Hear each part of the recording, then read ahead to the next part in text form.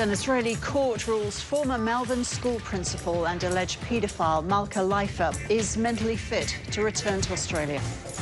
For so long, it felt like she was getting away with it. This process has really bruised us, but it has not broken us. The federal government calls on unions and businesses to work together on industrial relations reform. And the Royal Commission into the summer bushfires to resume, with the focus turning to the impact on wildlife.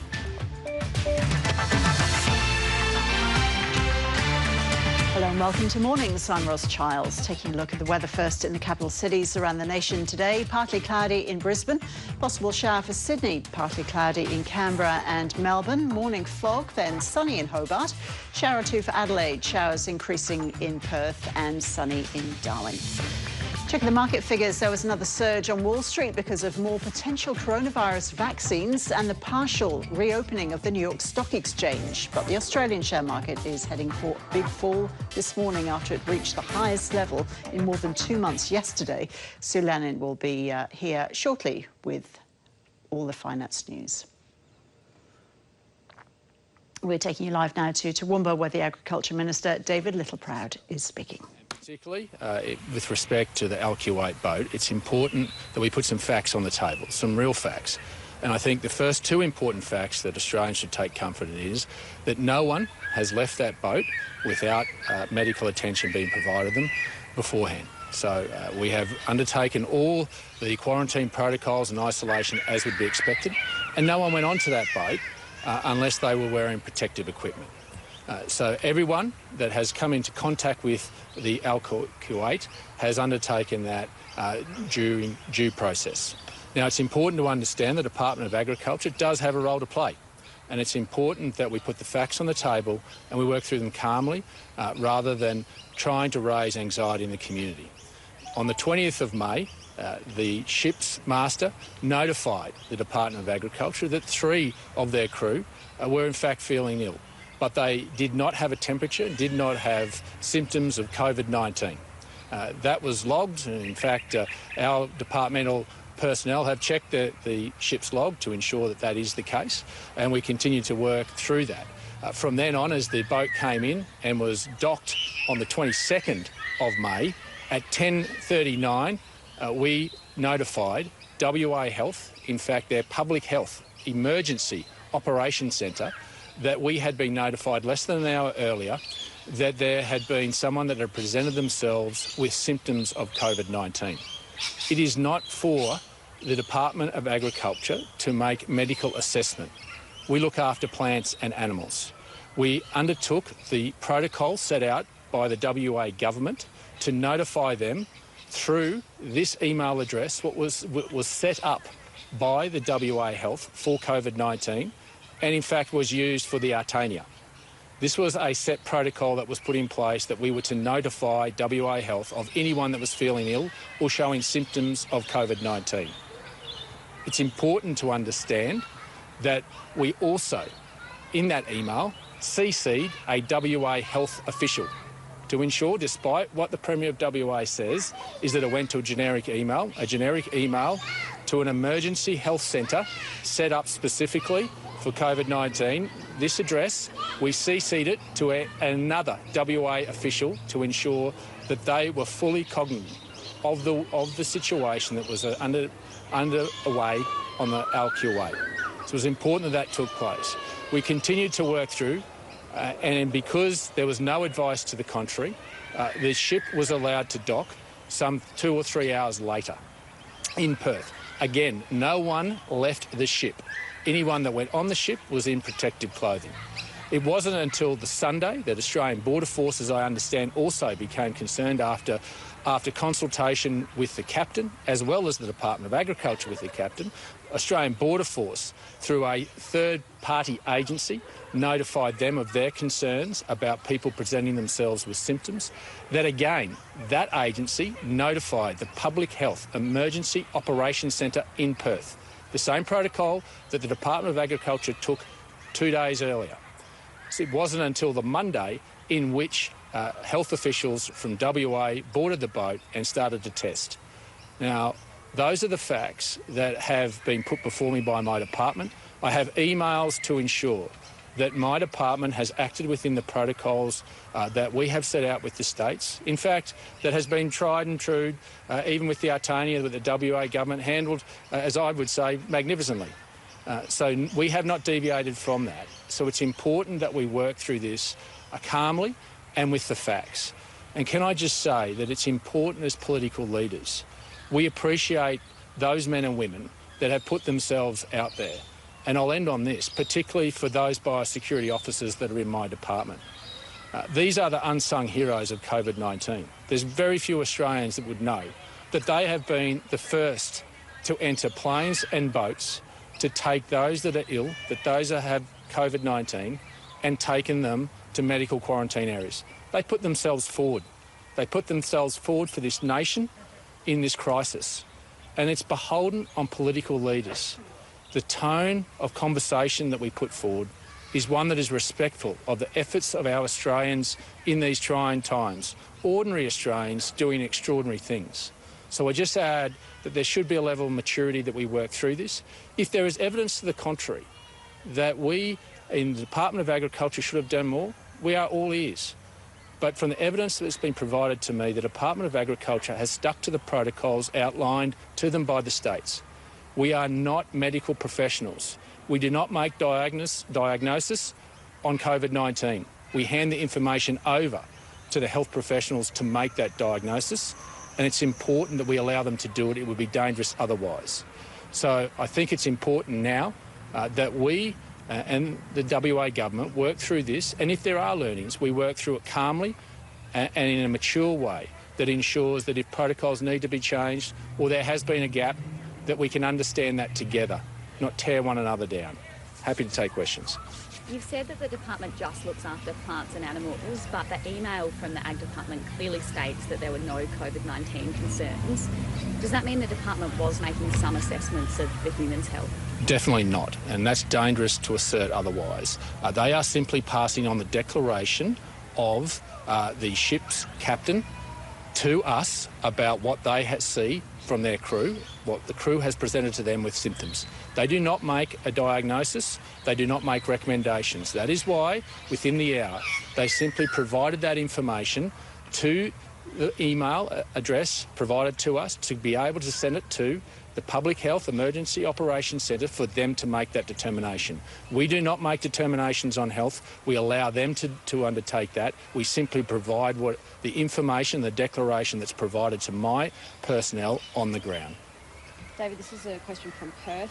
Is it time for Premier Mark McGowan to publicly apologise, given his attacks on the federal government yesterday afternoon, before knowing the full facts and then his subsequent back down last night? And has he picked up the phone yet to speak with you directly?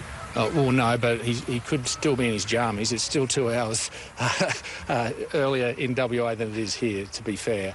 Look, I'm not going to get into a commentary. I don't think that's constructive, as I've said. I think it's beholden on us, and what the nation expects of us as political leaders is to lead. And I think we can do that constructively. We've shown that. And I get that the Premier may have had some anxiety and may not have had all the facts yesterday. But it's important that we respect those men and women, as I respect the men and women in WA Health, and I'm not passing any dispersion on their professionalism during this in any way, shape or form. They are presented with information. They make critical decisions in a crisis. I think we should be proud of them. If there are learnings, and I'm still more than happy to be proven that there is gaps from the Department of Agriculture, but no one has been able to provide that to me. And if there is, I'll deal with that in a mature way, in a constructive way with my department. And I think that's what the nation expects of their political leaders in this time, is not to raise anxiety, but to come together, not tear one another down. The company says the ship's capacity is 28,000 sheep. Why were they planning to load 56,000? Look, I can't answer that one. I don't think that that's necessarily the information that I have been provided. But let me just say that the sheep are in good health. They have food and water and have veterinary checks. They'll work with the exporter. I think the independent regulator has the ability to provide an exemption if the boat cannot sail till after the 1st of June. And I'll leave that for the independent regulator to make that determination, not me as a politician. I think that's important that there is clarity around that. But as I understand, all the conditions on the boat are met in terms of the numbers that will be allowed to sail. What assurances do you have that they are in good health? In fact, the department has provided that to me only this morning, that they have seen that the sheep are in good health, they're sheltered, they're watered, and they've had veterinary checks. They're in good condition, and as far as we understand, they are ready to sail. But let me just say that needs to happen after a couple of things. Firstly, there's a deep clean of the boat. And secondly, there is a crew that is healthy enough to be able to do that. So between WA Health, the Department of Agriculture, we are working with the exporter in understanding the situation, but we're trying to work through that as quickly as we can, understanding that the northern summer is coming and coming quickly.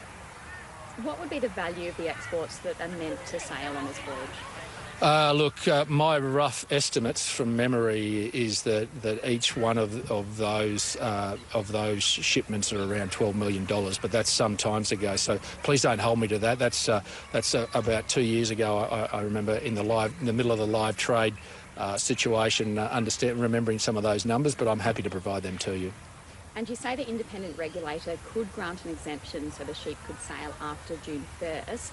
How far into June would you accept it's appropriate to allow an exemption? Well, that's not for me to determine. I'm a politician. I don't have the scientific backing to be able to do that. I'll leave that to the independent regulator who has the scientific basis in which to make that determination, and that's where it should be left. Have you spoken with the regulator regarding the option to postpone sailing? No, I haven't. I've been dealing with the allegations and assertions around the Department of Agriculture to ensure that we've adhered to all the protocols, but I'll be dealing with the department. I won't be making any recommendation or making any my personal views known to the independent regulator. That'd be inappropriate, and it's up to them to make their determination. That's what the Australian public would expect. They would expect that the live sheep that go into the Middle East do that in a safe way, and that's what the independent regulator will be charged with the responsibility of doing. Agriculture Minister David Littleproud there defending the federal government's handling of a live export ship which docked at Fremantle in WA. Several crew members were sick when permission to dock was given. They've since tested positive for the coronavirus.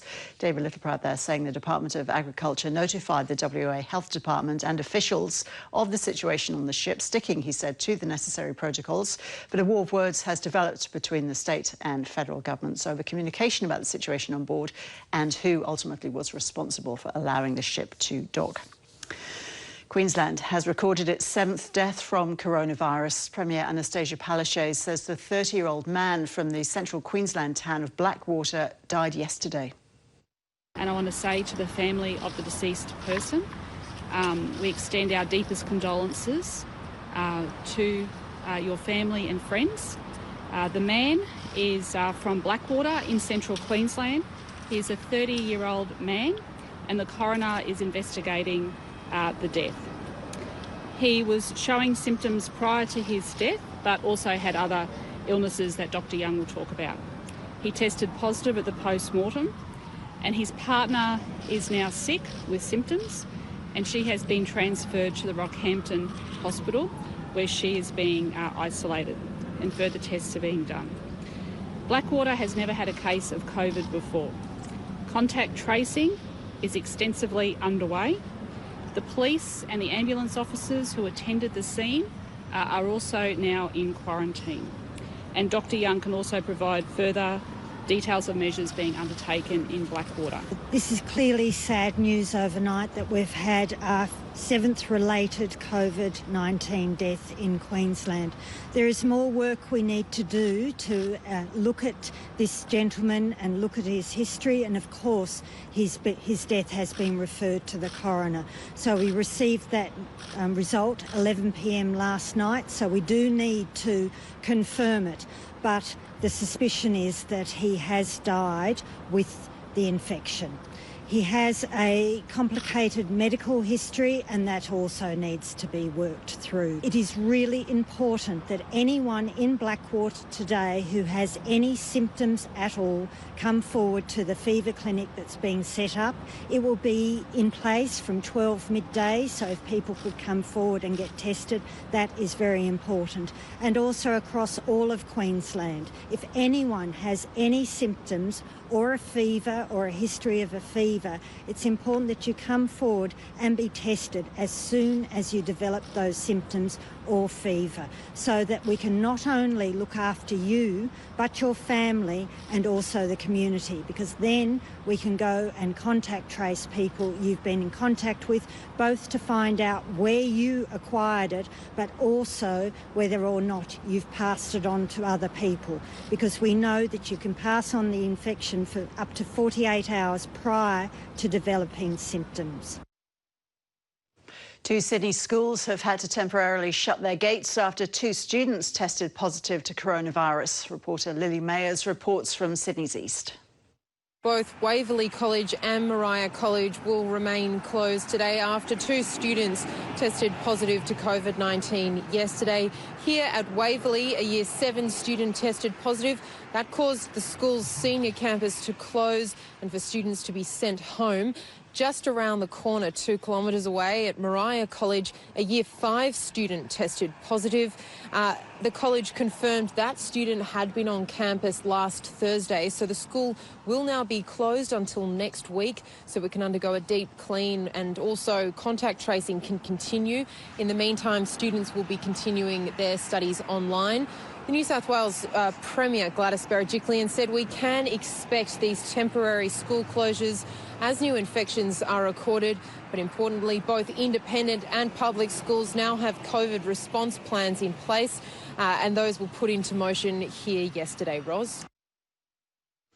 An Israeli court has found former Melbourne school principal and alleged paedophile Malka Leifer is mentally fit to be extradited to Australia. She's facing 74 charges of child sexual abuse from her time at the Adas Israel School. Lawyers for Ms Leifer previously argued she was severely mentally ill, but a secret camera investigation found she'd been living a relatively normal life on the West Bank. We've watched again and again as Malka Leifer first abused us and lied to us and then used those same tactics in the Israeli court system. And for so long, it felt like she was getting away with it.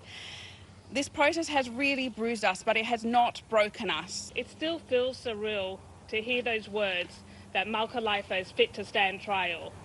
And this is a huge moment for us. We stand here today and I feel so proud of us 3. And the strength we've shown and the resilience we've shown to achieve what we've achieved. And as I stand here a couple of weeks away from becoming a mother, I hope that this moment will show all those survivors across the world that they too have a voice and give them the encouragement to speak out. 11 years ago, Malka Leifer left Australia. We gave our statements. 6 years. We have been fighting this battle about her mental illness. It took 66 court hearings to hear what we should have heard in court hearing number 1.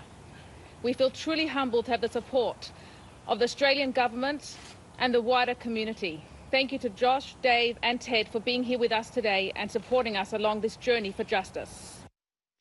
The Prime Minister has reiterated his calls for all sides of Australia's industrial relations debate to put their weapons down as part of a proposed overhaul of the system.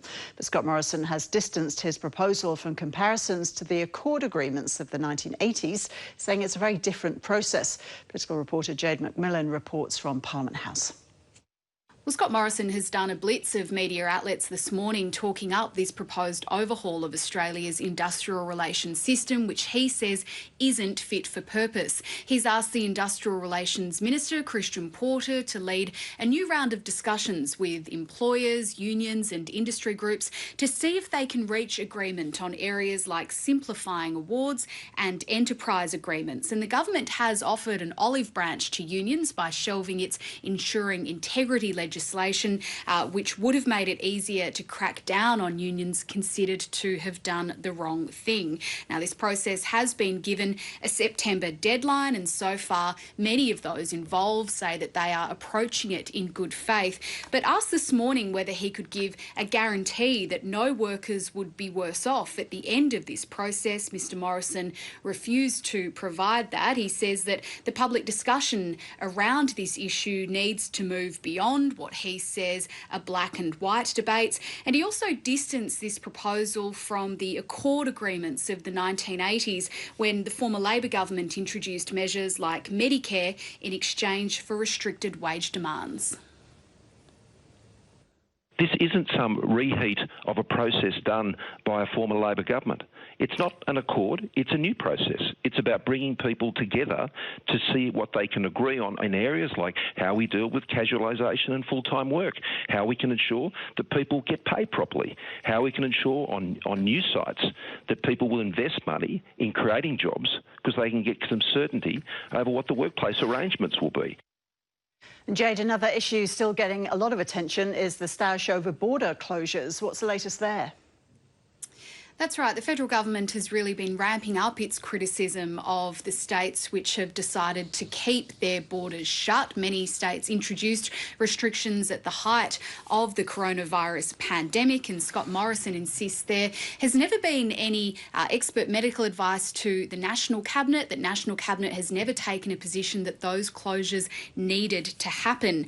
He says that they are harming the economy, that they're harming jobs, and that they should be removed as soon as possible.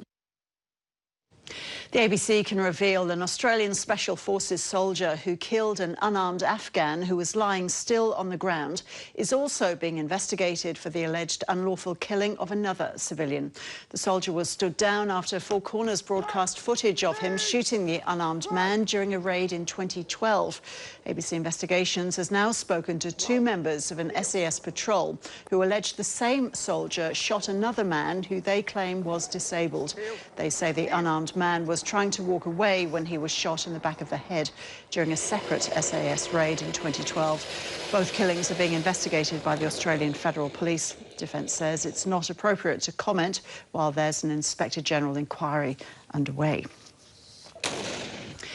54% of non-Indigenous Australians would like to do something to help improve reconciliation, but only 29% of non-Indigenous Australians know how they can, according to new research.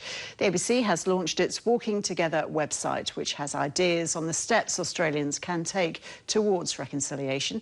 Here's Alexis Moran, who's leading the project. Hi, Alexis. So what's the aim of this initiative? Hi, Ros. So Walking Together and the website really aims to raise awareness about the history, the culture and experience of Australia's first inhabitants in order to move forward in reconciliation. And with the website, we really wanted it to be a resource. As you said, there's a lot of people who want to do something to help improve reconciliation but don't know how. So we really explored this in our What Can I Do series of articles that look at everyday steps towards reconciliation that people can take. OK, so what are some of the ways of contributing that you have looked at? So we've looked at how to purchase Aboriginal and Torres Strait Islander fairly and transparently. We've also looked at learning what Indigenous cultural and intellectual property right is and copyright and how to respect it. We've also looked into how to do an acknowledgement of country, advice on how to give one and do it properly, and just learning why it's important. Many people might be interested in buying Indigenous art, Alexis, but what do they need to know about doing that? It really comes down to consumers asking the right questions to the shop owner or the gallery owner. Where is the artist from? Who are they? What's the story behind the artwork? How did the artwork come to be in the gallery or shop? If it's a reproduction of the work, are they getting paid for the royalties and licensing fees of that work? A good tip is to also ask whether the shop owner or gallery owner is a member of the Indigenous Art Code. You can also check that if they've got the Indigenous Art Code logo on their window shop front. You can also check if their logo is on the artwork itself. As you said, Alexis, copyright can be a problem. How can it affect Indigenous artists and their communities? Copyright can be really tricky, especially with copyright ownership. It only lasts for 70 years after the death of the author or creator. And that's really hard with Indigenous communities, as that copyright ownership is ongoing for thousands of years. But it's all about just being aware and learning what that Indigenous cultural intellectual property is in the symbols, in the patterns, in the motifs that artists use in their artwork. It's all really culturally significant to them and their communities. And the same goes with languages and performances in sacred sites. It's all about acknowledging that and being respectful and always asking for permission as well. OK. Alexis, thank you. No worries. Thank you.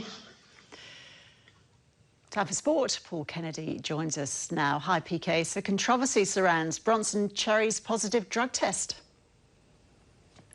Yes, Roz, good morning to you. Well, there's been some criticisms of the timing, but it's a pretty clear-cut case. He's tested positive to an A sample, and we have to await the B sample before he'd face any sort of hearing or sanctions. But at the moment, he's been suspended after that A sample, which is right, and it's just 1 day to go until the NRL resumes. So the timing couldn't be worse for, I guess, the club and the league. Of course, for a player, a doping test, there's no good time for that. Paul Gallen's been one that's criticised the authorities and questioning the timing of it because apparently the test was positive late last year. He said that it's taken too long and bringing the news out a couple of days before the league resumes is not right. So I understand what he's saying there, but I guess the process has to go through its normal ways, and yeah, so the player basically just has to now sit out, wait for that B sample, and then go through those different setups for a hearing, and then eventually a sanction if he's found to be guilty. What's the latest in the A-League, PK? The A-League, well, we were only just talking recently, as recently as yesterday, about what the A-League might do with its season, because it's got a big job to get that season back up and running and then completed. And the news is that the A-League is going to try to resume playing matches on July 18, so not too far away, and that it wants to finish the season just a month later on August 22. And that is all in one place. They want to have all those matches in one city, get everyone there, and then finish off the season. It's going to be difficult, of course. We mentioned earlier in the week the foreign players that are overseas at the moment that may not come back. They may not like their deals. There's pay to work out with the players. And, of course, there's broadcast discussions to be had behind the scenes with FFA and the pay TV provider. So, yes, a lot of challenges to overcome first, but that's what the A-League's hoping to do, coming back on July 18. Yeah, logistical nightmare, I have to say. And what's happening in the WNBL? The WNBL is a little bit easier to accomplish, and certainly the plans are now in place. It got released today that the WNBL, of course, the second best basketball league in the world behind the WNBA, and featuring star players from Australia who will compete in the Olympics next year if the Olympics go ahead. Lauren Jackson was on News Breakfast this morning telling us that the season will run in full. This is the plan, to start in November, go all the way through to March, which is a later finish time for that league, but then that would be the springboard for the best of the best to then go into camp and start preparing to represent Australia at the Tokyo 2020 Games, which will be held in 2021. But that is the plan as it stands.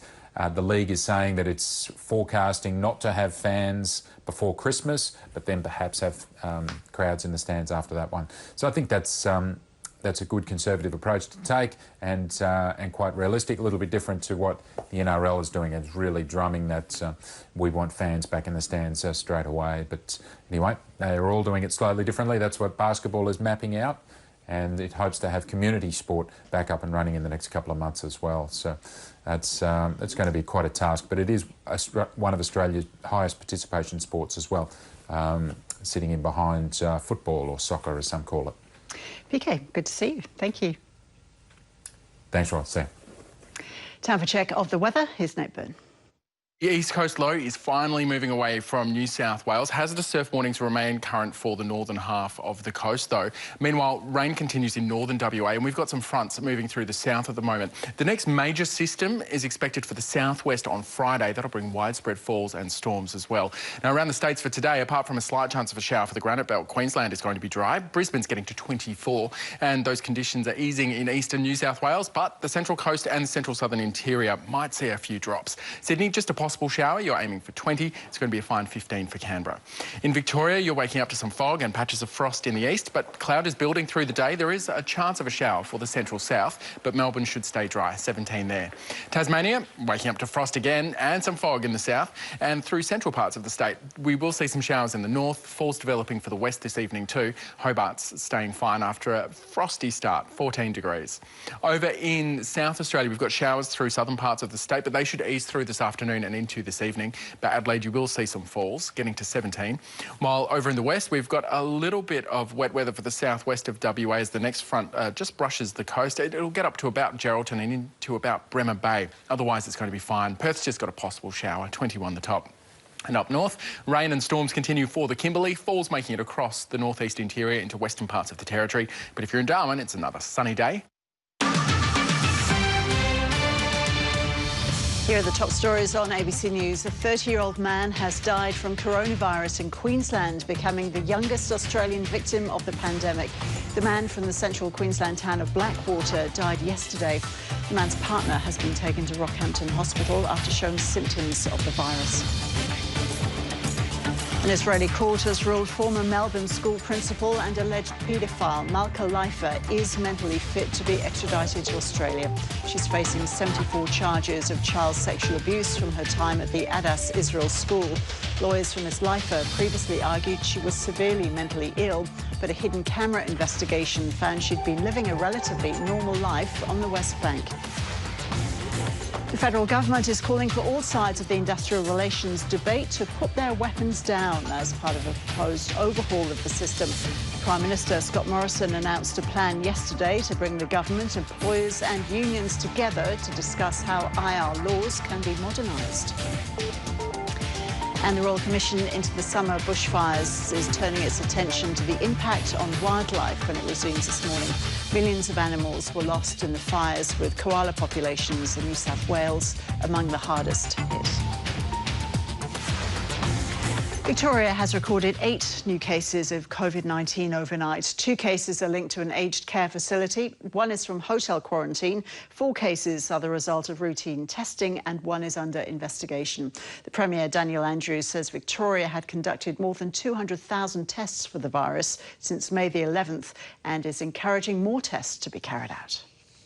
If you have even mild symptoms, please come forward and get tested. It's a powerful contribution that allows us to make really good, cautious, evidence-based decisions, and it gives us options that we otherwise wouldn't have. Beyond that, I do again want to reiterate for all Victorians who have been working from home, if you have been working from home, you must continue to work from home for all of June. Now that may change beyond June, but at this stage, the Chief Health Officer, Professor Sutton, is particularly concerned about literally hundreds of thousands of Victorians returning to office blocks, returning to work in a physical workplace as opposed to continuing their at-home work. And it just stands to reason. Logic tells you if that many people are crammed in on public transport, if that many people are pressing lift buttons, sharing spaces across the workplace, across the work day, then all that will do is pose an unacceptable risk and potentially see the transmission of the virus and see so much of our hard work undone. No one wants that.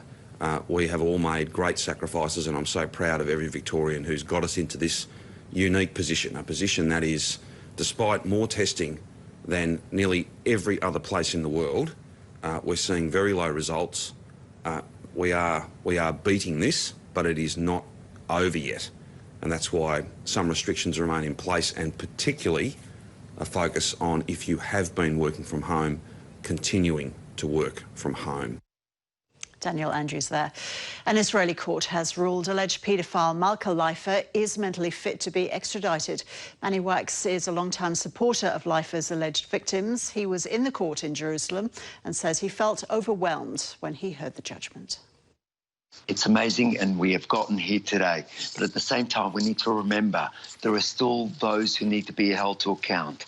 On the one hand, Malka Leifer hopefully is on her way to Australia within the next months, I believe.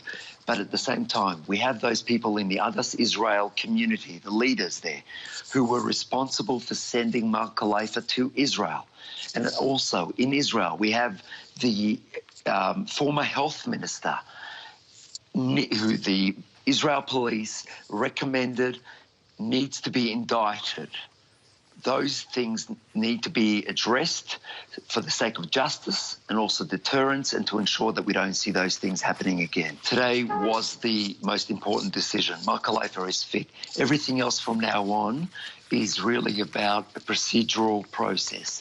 It's about, obviously, everyone deserves a fair legal process. Malka Leifer is no different, and from our perspective, that's what we're going to see. We have not seen a competent, satisfactory legal system working in the Malka Leifer case until now. Let's not forget, today was hearing number 67. Let's think about the impact this has had on those victims, with those sleepless nights and the like. They have said that repeatedly. So from our perspective, this is an amazing juncture in this case. I expect it now to move forward quite expeditiously. The prosecution has said that they're going to do everything they can to ensure that Malka Leifer gets on that plane and faces justice, and that's exactly what all of us, the supporters of the Leifer campaign to bring her back to Australia to face justice, are going to continue doing. The Prime Minister has flagged another overhaul of Australia's industrial relations system. It comes after a period of cooperation between unions and the government during the creation of the JobKeeper scheme. The ACTU Secretary Sally McManus says the plan is not the same as Bob Hawke's Accord agreements that were struck in the 1980s. The difference is both Bill Kelty and Bob Hawke had sort of the same view of the world. They had a very common outlook, and so they, approached things that way. This is different. The Liberal Party, obviously Christian Porter's got a different view of the world to us, but that doesn't mean that you can't see if you can find common ground. And same with the employers. Like, we're willing to give this a go and to listen to what they have to say, and hope that they'll listen to what we have to say too. And so it's not right to compare it to the Accord. I was a WAM fan, but that's a long way in the past now. We're always going to defend workers' rights. We're always going to be there for workers. We won't want to ever see wages go backwards or for people to lose job security. But they're pretty, broad topics. And I think some of the things the employers have flagged aren't necessarily to do with that. We don't want to have discussions about the old work choices agenda. That's just something we'll never accept. But if we start looking at things through a different lens and not the lens of work choices, well, then perhaps there can be agreement. The system and our whole economy has changed so much again since the 1980s or early 90s. We used to have, it was a closed economy back then, and now we've got a service-based economy, a lot of much smaller businesses and workplaces. And enterprise bargaining just doesn't work for those small workplaces. It's a lot of time and effort for those workplaces. And so I think what my predecessors and Labor governments in the past designed back then probably worked for back then, but today it doesn't work in the way that it would need to. And enterprise agreements have been falling off in numbers for quite a while now, and that's been coupled with low wage growth. Like, low wage growth for a very long time. Workers haven't been getting their fair share of productivity or profits. And so we want to see a better system that means that, when productivity goes up, when profits are good, that workers are fairly sharing in that, and we haven't been for a while now. We're going into this with an open mind and also, optimism, because that's just our outlook on things, but also really no illusions either. We know that some employers will find it hard to move out of their workshop work choice's way of seeing the world, and we know that, and so we're ready for that. So, you know, we'll listen as I've said, and we'll enter into it with good faith, and we'll see how we go. Homicide detectives are investigating the death of a woman in Melbourne's southeast. Emergency services were called to a home in the suburb of Devon Meadows yesterday, where they discovered the body of a woman. A crime scene has been established, with detectives working to determine the circumstances surrounding the woman's death. There's been further fallout from the lockdown scandal engulfing the British Prime Minister's chief advisor, Dominic Cummings. Europe correspondent Linton Besser reports from London. If Boris Johnson and Dominic Cummings thought their respective statements to the public were going to draw a line under this, gee, they were wrong. At the latest count, 31 Tory backbenchers have now called for Dominic Cummings to go. Their voices have joined the likes of church bishops, newspaper editorials, talkback shock jocks, and 71% of respondents to an opinion poll who found Dominic Cummings did indeed break the lockdown rules when he drove 800 kilometres back and forth across England in order to find childcare. That was his excuse for it. And yes, the fallout continues. We had a former chief whip of the Conservative Party speak out today calling for Cummings's resignation. And there was even a Minister of the Crown who tendered his own resignation in disgust at what was going on. Douglas Ross, the Secretary for Scotland, said he couldn't look in the eye of his constituents who didn't go to funerals and didn't visit with loved ones who were sick and tell them they were wrong for abiding by the rules, and Dominic Cummings was right. But, you know, if a minister resigning because an aide, an advisor is not crazy enough. The ludicrousness of the situation became apparent this afternoon. There was the daily coronavirus briefing fronted this afternoon by Matt Hancock, the Health Secretary, and what they've been taken to doing is offering a couple of members of the public to put in questions first, a bit like Q&A in Australia. And I want you to watch one. It came from a vicar in Brighton. And just remember that Dominic Cummings said he should be excused from any penalty because he needed childcare, and that's something that Boris Johnson said was legal. Just have a watch of this. Will the government review all penalty fines imposed on families travelling for childcare purposes during lockdown? And we do understand the impact and the need for making sure that children get adequate childcare. That is one of the significant concerns that we've had all the way through this. And so I think, especially coming from a man of the cloth, I think that is perfectly reasonable to take away that question. Yeah, and what Matt Hancock went on to say is that we will take that away and we're going to review it, and I'm going to come back to this podium with an announcement.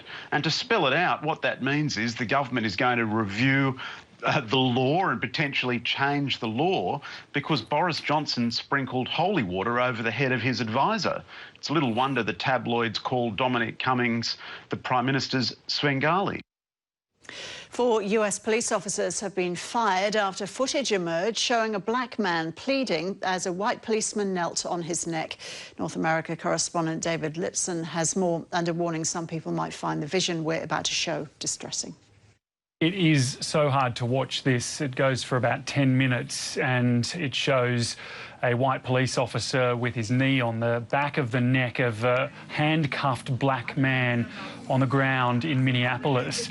And it just goes on and on and on. At the beginning, he's pleading for breath. He's saying he can't breathe, he can't breathe. At one point he says, "Don't kill me."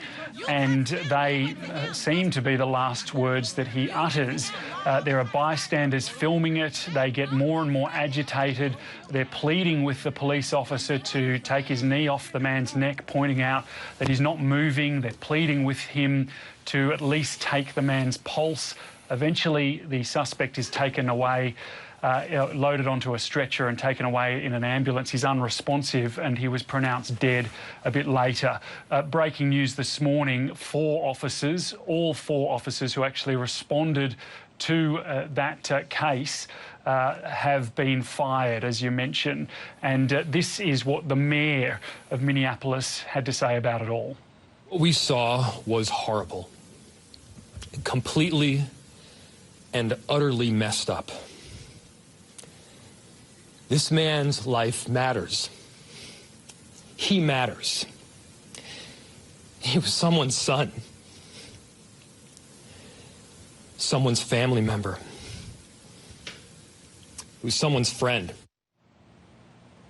The FBI and state authorities are investigating the matter. The police officers' body cam cameras were operating at the time, so they'll be looked at, but there's already a lot of footage circulating widely on the internet. It does have echoes, of course, of the case of Eric Garner in 2014, who died at the hands of a police officer who had him in a chokehold. That led to widespread protests, and there is a protest planned for this evening. Of course, this comes at a time when the social fabric of the United States is being sorely tested by the coronavirus and political divisions more generally. So a lot of people watching this case very carefully. A US woman has apologised after a video went viral showing her calling police after an African-American man asked her to put her dog on a leash. She's since been put on temporary leave from her job and has surrendered the dog to the rescue shelter from which she adopted it. The video of the woman dialing police in Central Park has been viewed over 28 million times. Please call the cops. Please don't come close to me. Please take your phone off. Please don't come close to me. I'm taking pictures of calling the cops. I'm going to tell them there's an African-American man threatening my life. Please tell them whatever you like. Costa Rica has become the first Central American country to legalise same-sex marriage. The country's first same-sex wedding was televised and took place just after midnight when the law came into effect. A 2018 ruling from the country's constitutional court declared that a ban on same-sex marriage was unconstitutional and discriminatory. SpaceX says it's ready to launch 2 NASA astronauts into space tomorrow, heading to the International Space Station. Astronauts Douglas Hurley and Bob Behnken are preparing to blast off on a Falcon 9 rocket, leaving the Kennedy Space Center launch pad in Florida, marking the company's first mission carrying humans on board. The private rocket company's mission will put an end to the US Space Agency's 9-year hiatus in human space flight. It will be a SpaceX launch director that gives the final go after everybody is polled, and the NASA management team is going to be involved in watching closely. There is a lot of flexibility built into the back end of this mission, but that's intentional. I want to reiterate, it is a test flight. The goal is to get them to the International Space Station, test the systems, and get them home. If they can do more work than that while they're on the ISS, certainly that's okay. This week marks the 80th anniversary of the Dunkirk evacuation, when a flotilla of small ships rescued more than 300,000 Allied troops from the beaches in northern France. This year's annual gathering of boats to mark the occasion had to be cancelled, but a small Royal Navy ceremony was held in Portsmouth, where one 99-year-old veteran told his story. Dunkirk, said Churchill, was a miracle of deliverance. Lawrence Churcher was a witness to that miracle. Today he came to Portsmouth to recall Dunkirk, its story of liberation and great loss. In May 1940, Lawrence found himself in the chaos of Dunkirk. Evacuation, the only hope against the German advance. He had 2 brothers serving somewhere in the army, but his only thought was to get off that beach. I didn't think about the other brothers. And I thought, well, how am I going to get back? It's just, you know. But then, incredibly, in the confusion of evacuating more than 300,000 men, Lawrence, here in the middle, ran into his 2 brothers, George on the left and Edward on the right. Their reunion came in the bomb-cratered sand dunes of a beach under siege. And it's a moment, Lawrence says, that he will never forget. Relief. Just relief. Because there's so many soldiers there, you know, and continuous aircraft coming over, dropping bombs and things, you know. All three brothers were rescued by the little ship sent from Britain. This year there's no reunion of the ships because of COVID-19. But Lawrence was today still able to recall the salvation of his country and his family. Sue Lennon is here now with all your business news.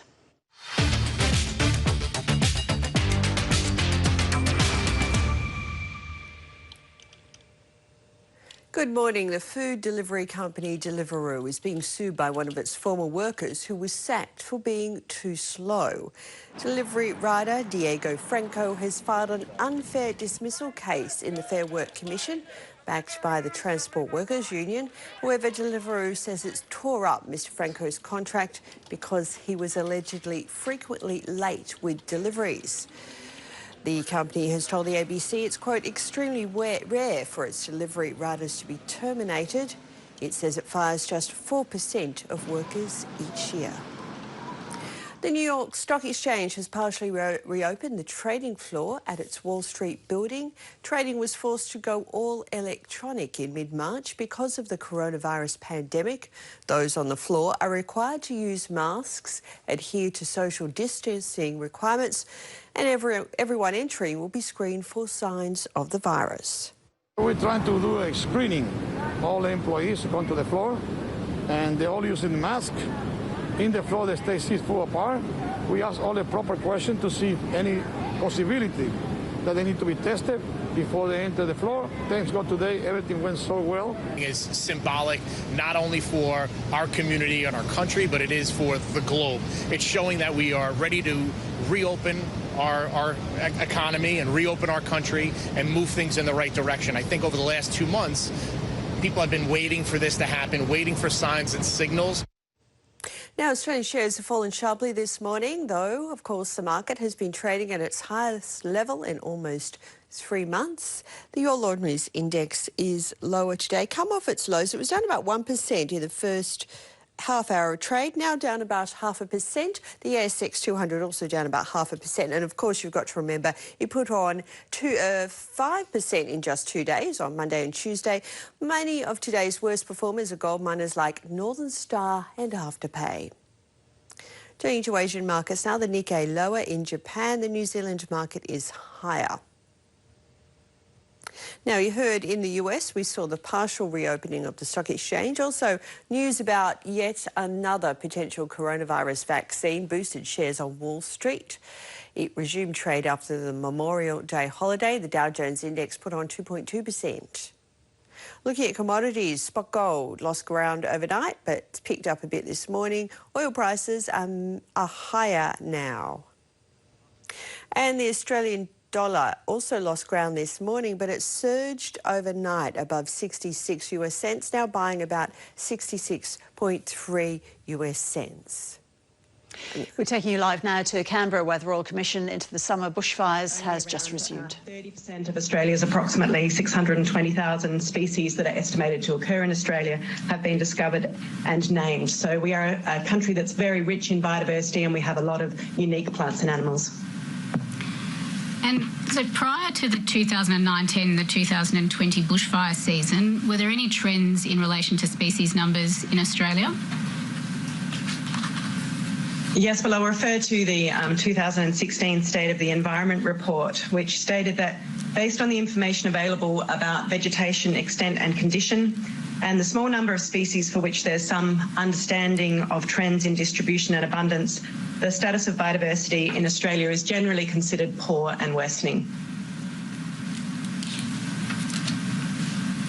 Are you able to just provide a little bit more detail when you say poor and worsening? Just explain that to the commissioners.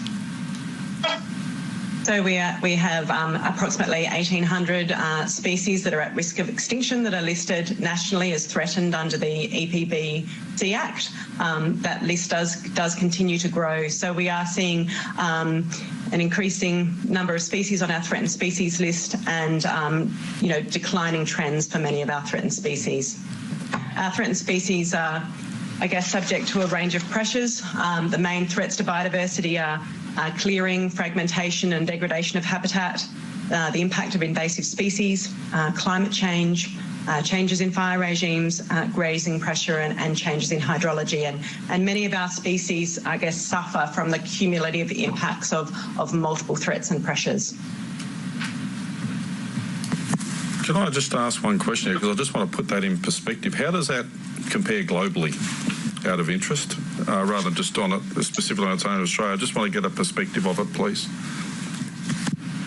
I mean, I don't have details of different countries in front of me, but I guess as an example, according to the IUCN, the International Union for the Conservation of Nature, Australia has the 4th highest rate of animal extinction globally.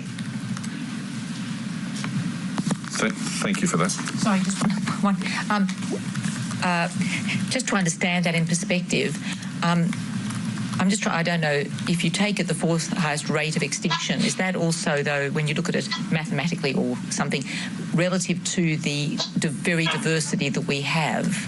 I mean, if you have a country that does not have the similar sort of diversity, then they won't have the same percentages or absolute numbers tending to go to extinction. Can you put that in perspective for me? Yes, I mean, I think that probably depends on a number of factors.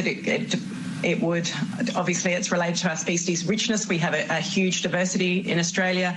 It also, I guess, factors in, the time frame over which we've been collecting this sort of information, and probably the fact that Australia's also experienced a high degree of change in the last 200 years since European settlement. So I imagine there are a number of confounding factors that contribute to that. But there is biodiversity decline globally. Australia is not unique in that sense. Thank you very much.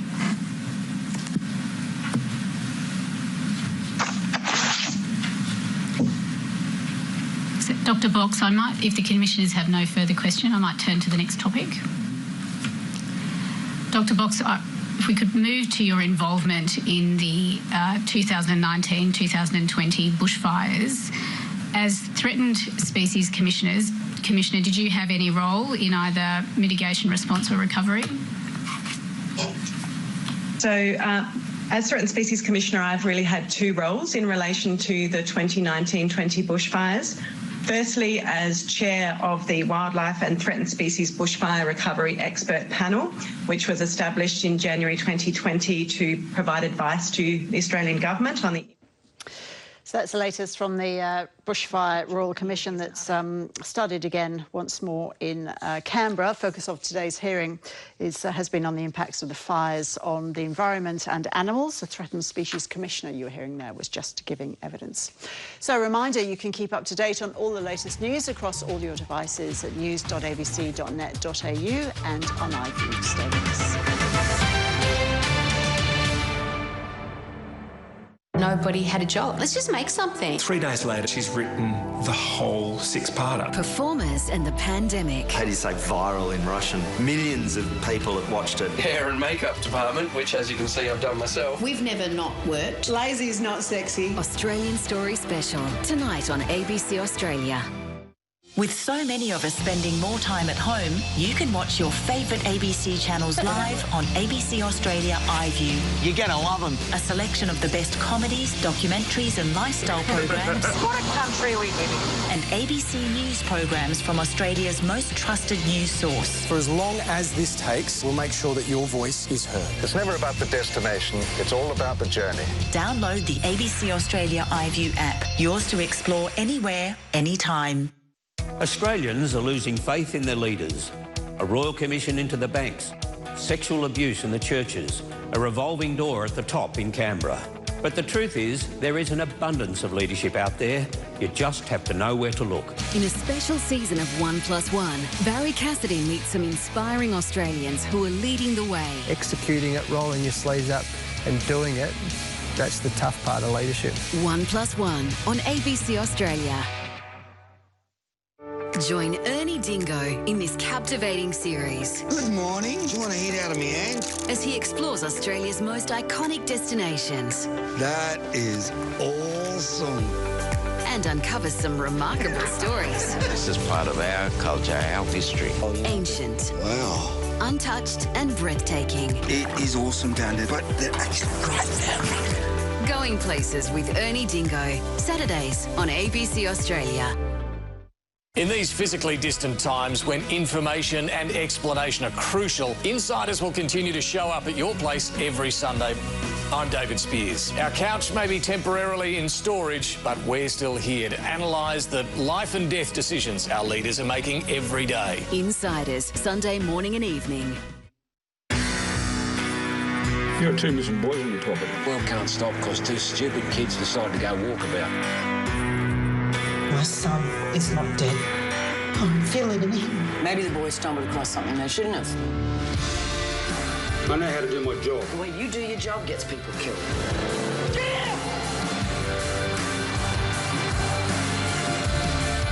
Mystery Road, Sundays on ABC Australia.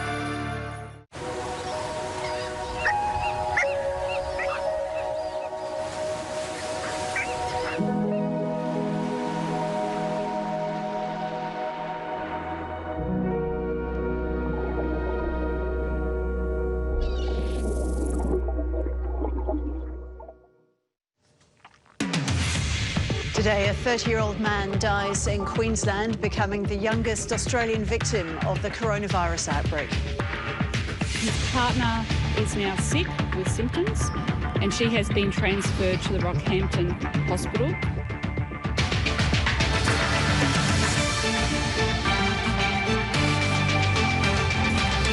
Also ahead, an Israeli court rules former Melbourne school principal and alleged paedophile Malka Leifer is mentally fit to return to Australia. The federal government calls on unions and businesses to work together on industrial relations reform. And a monumental discovery in the top end. Researchers find some of the most detailed examples of rock art in the world.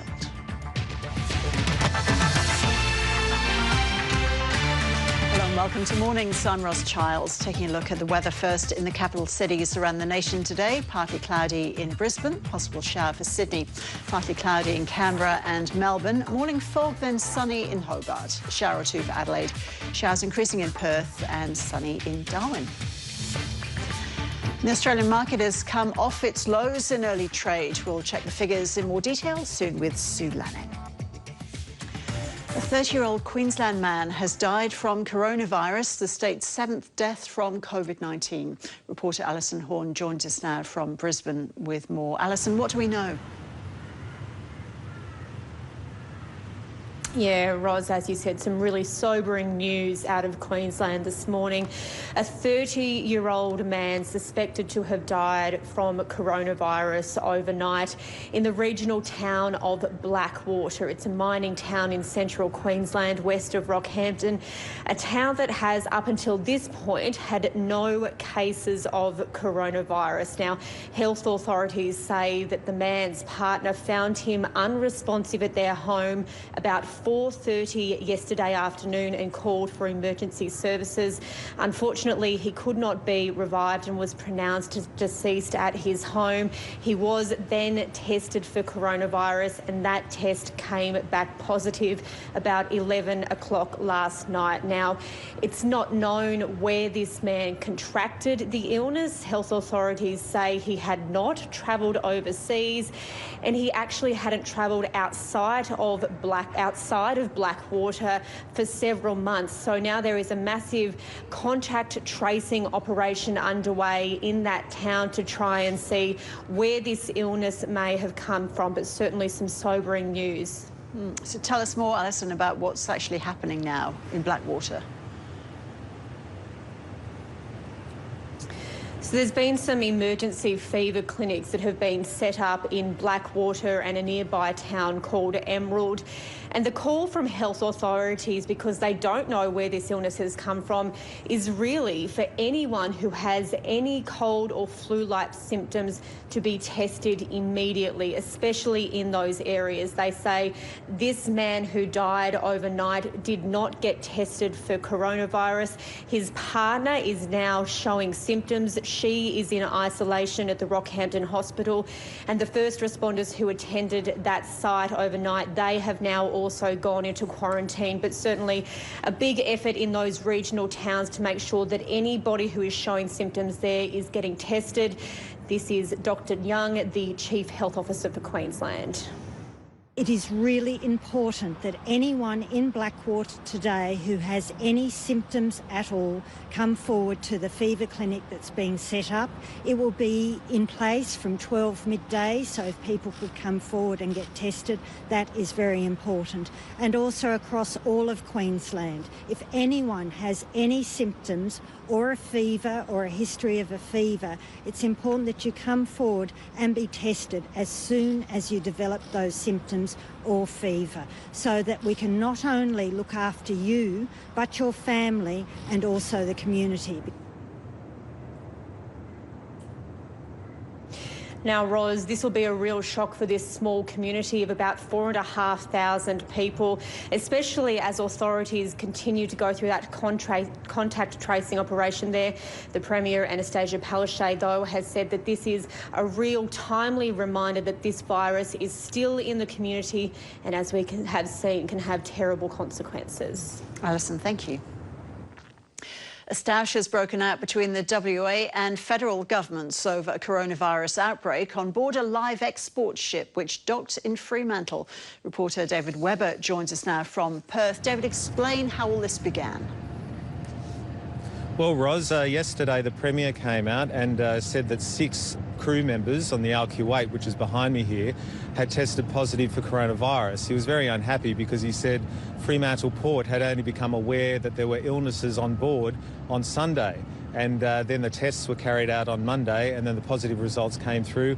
And then the Agriculture Minister rebounded on that and said, well, in fact, we informed you on Friday. We sent an email on Friday to this effect that there were illnesses on board. The email didn't refer to coronavirus or COVID-19 as such, but it did say that there were, and I've got the email here, we have received the following information concerning 3 ill crew members, an elevated body temperature in the past 48 hours between 37 and 37.8 degrees. So that went into the Public Health Emergency Operations Centre generic email. And the Premier has come back, or the Premier's office has come back and said, well, that only went to a generic email. I mean, I guess there's a suggestion there that maybe there should have been more done than a simple email to this generic site, this generic address. But certainly nothing was done between Friday and Monday because people didn't know that perhaps there was coronavirus on board. Now, the Agriculture Minister, David Littleproud, has had quite a bit more to say about this morning, and here's some of what he had to say. It is not for the Department of Agriculture to make medical assessment. We look after plants and animals. We undertook the protocol set out by the WA government to notify them through this email address what was set up by the WA Health for COVID-19 and in fact was used for the Artania. This was a set protocol that was put in place that we were to notify WA Health of anyone that was feeling ill or showing symptoms of COVID-19. So, David, any movement this morning? Not much movement at all. There's a bit of traffic behind me around the Al Kuwait, but we can't see much that's going on. There was another live trade vessel here yesterday. That's gone. So really we're going to be waiting on the state government, the Premier or the Health Minister later today to explain a bit further as to what's happened since Friday and why perhaps health officials didn't go on after that notification on Friday. And do we know what might happen to the sheep on board? Well, the Minister, David Littleproud, has said there could be an exemption offered by the regulator. We're getting into a period now when it is potentially too hot for sheep to be on a ship in the Middle East because of temperatures. There were restrictions put on the live trade in recent times, and this is one of those things. They needed to leave before June. So that was anticipated, and now, of course, those plans are in disarray. So David Littleproud has said that he's hoping that there might be an exemption. That will be up to the regulator. Those thousands of sheep can't go back to where they came from. So it's hoped that if the ship is cleaned and there aren't any more positive cases, that those sheep can go to the Middle East. The trade is still very valuable for Western Australia, not just for the producers, but also for people along the supply chain. David, thank you. An Israeli court has found former Melbourne school principal and alleged paedophile Malka Leifer is mentally fit to be extradited to Australia.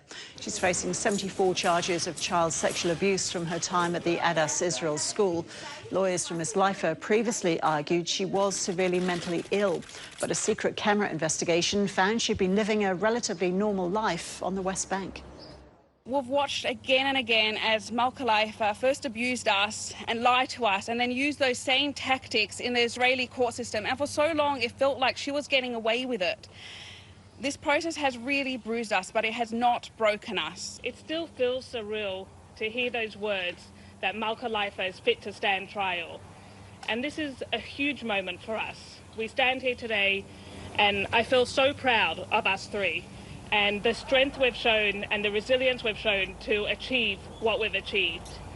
And as I stand here a couple of weeks away from becoming a mother, I hope that this moment will show all those survivors across the world that they too have a voice and give them the encouragement to speak out. 11 years ago, Malka Leifer left Australia. We gave our statements. 6 years we have been fighting this battle about her mental illness. It took 66 court hearings to hear what we should have heard in court hearing number 1. We feel truly humbled to have the support of the Australian government and the wider community. Thank you to Josh, Dave and Ted for being here with us today and supporting us along this journey for justice.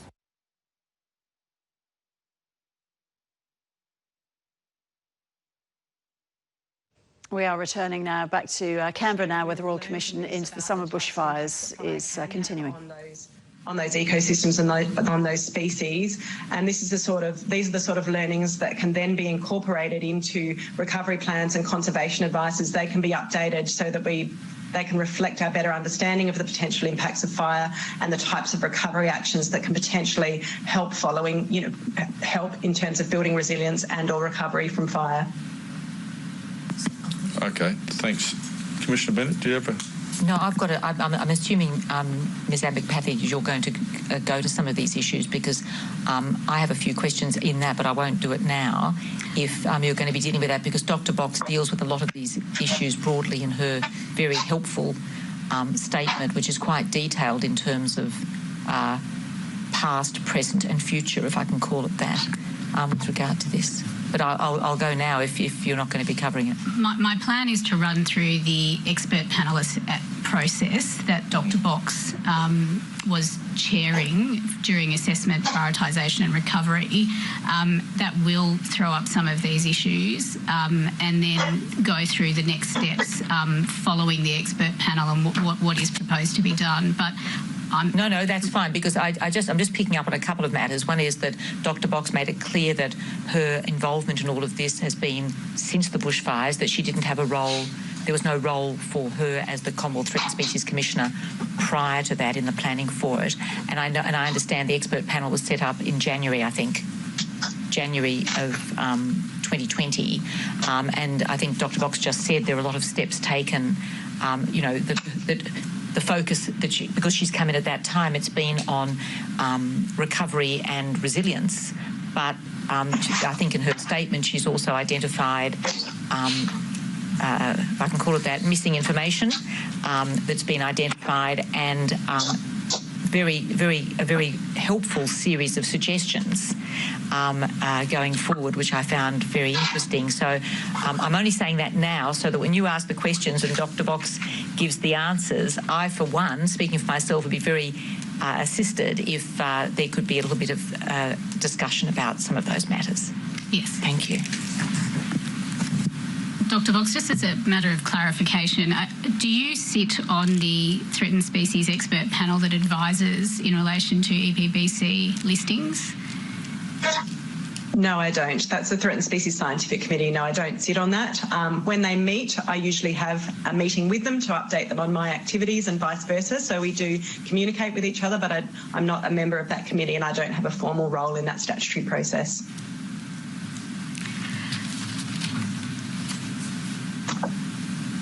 So the next topic that I'm going to move to is the expert panel. Now, you were appointed as chair of that panel in January 2020. That's correct. And that panel first met on, was it the 15th of January 2020? That's correct. What is the membership of that panel? So the members include experts in conservation biology, fire ecology, environmental decision-making, captive breeding, as well as Indigenous cultural knowledge. The members include Professor John Wanarski, Professor Sarah Legg, Dr. Stephen Van Leeuwen, Dr. Libby Rumpf, Associate Professor Dale Nimmo, Dr. Jenny Gray, Dr. Dan Metcalf and Dr. Dick Williams. Are the states and territories represented on that expert panel? Yeah, so in addition to those members that I just mentioned, representatives of all bushfire-affected state and territory governments participate in the expert panel as advisors, and this was established right at the beginning to ensure that we had state advisors who could provide local knowledge and so that we could promote collaboration and coordination of our assessment of the impacts of fires, but also fire recovery activities across the country. So yes, state and territory government representatives participate in expert panel meetings. And so if you could identify... So that's the latest from the Royal Commission into the summer bushfires that's being held in Canberra. They're investigating today the impact of the fires on the environment and on wildlife. The wildlife, of course, especially affected, koalas in particular, by those devastating fires. And there are serious concern that some species may be made extinct because of the event. You heard there just giving evidence the chair of the panel investigating threatened species. The Prime Minister has reiterated his calls for all sides of Australia's industrial relations debate to put their weapons down as part of a proposed overhaul of the system. But Scott Morrison has distanced his proposal from comparisons to the Accord agreements of the 1980s, saying it's a very different process. Political reporter Jade McMillan reports from Parliament House. Well, Scott Morrison has done a blitz of media outlets this morning talking up this proposed overhaul of Australia's industrial relations system, which he says isn't fit for purpose. He's asked the Industrial Relations Minister, Christian Porter, to lead a new round of discussions with employers, unions and industry groups to see if they can reach agreement on areas like simplifying awards and enterprise agreements. And the government has offered an olive branch to unions by shelving its ensuring integrity legislation, which would have made it easier to crack down on unions considered to have done the wrong thing. Now, this process has been given a September deadline, and so far many of those involved say that they are approaching it in good faith. But asked this morning whether he could give a guarantee that no workers would be worse off at the end of this process, Mr Morrison refused to provide that. He says that the public discussion around this issue needs to move beyond what he says are black and white debates, and he also distanced this proposal from the Accord agreements of the 1980s when the former Labor government introduced measures like Medicare in exchange for restricted wage demands. This isn't some reheat of a process done by a former Labor government.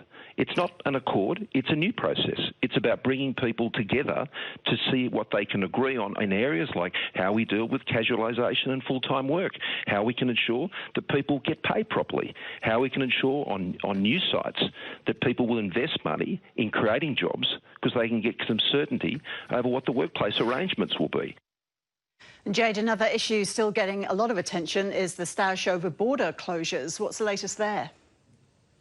That's right. The federal government has really been ramping up its criticism of the states which have decided to keep their borders shut. Many states introduced restrictions at the height of the coronavirus pandemic, and Scott Morrison insists there has never been any expert medical advice to the National Cabinet, that National Cabinet has never taken a position that those closures needed to happen.